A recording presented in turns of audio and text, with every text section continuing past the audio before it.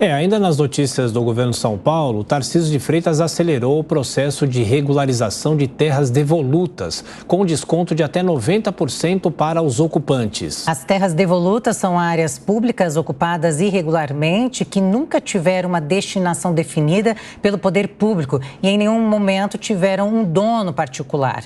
O governo então inicia uma ação de discriminação desses terrenos, dando preferência a quem os ocupa atualmente. Os imóveis foram avaliados em 64 milhões de reais. O total dos descontos previstos é de 50 milhões, portanto, os proprietários teriam de pagar só 14 milhões de reais. Os terrenos somam 3.900 hectares, o equivalente a 25 áreas do Parque do Ibirapuera, um dos maiores aqui da cidade.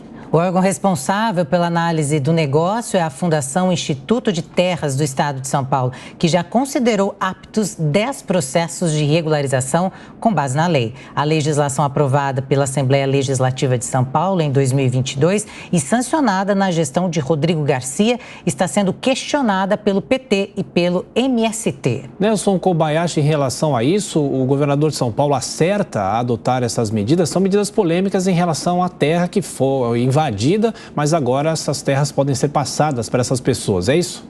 Acerta muito em regularizar, em acelerar esse processo de regularização dessas terras. A gente precisa lembrar que as terras devolutas são aquelas terras públicas, não são terras privadas, propriedades privadas invadidas, são terras do Estado contra as quais não pode ter uso capião, por exemplo. Então, ainda que seja uma terra em que alguma família já esteja instalada há muitos anos, não há o direito desta família de se tornar proprietária, como ocorreria, por exemplo, em um caso de uma terra privada por uso capião. Então, o governador acerta em regularizar através do ITESP, que é o órgão responsável por mapear estas terras todas, quem está se utilizando delas, quem deve ser o beneficiário da titulação dessas terras. Então, faz muito bem, até porque, se isso não acontece, essa terra fica em questionamento e pode ser alvo, claro, dos movimentos que procuram terras para invadir, para ocupar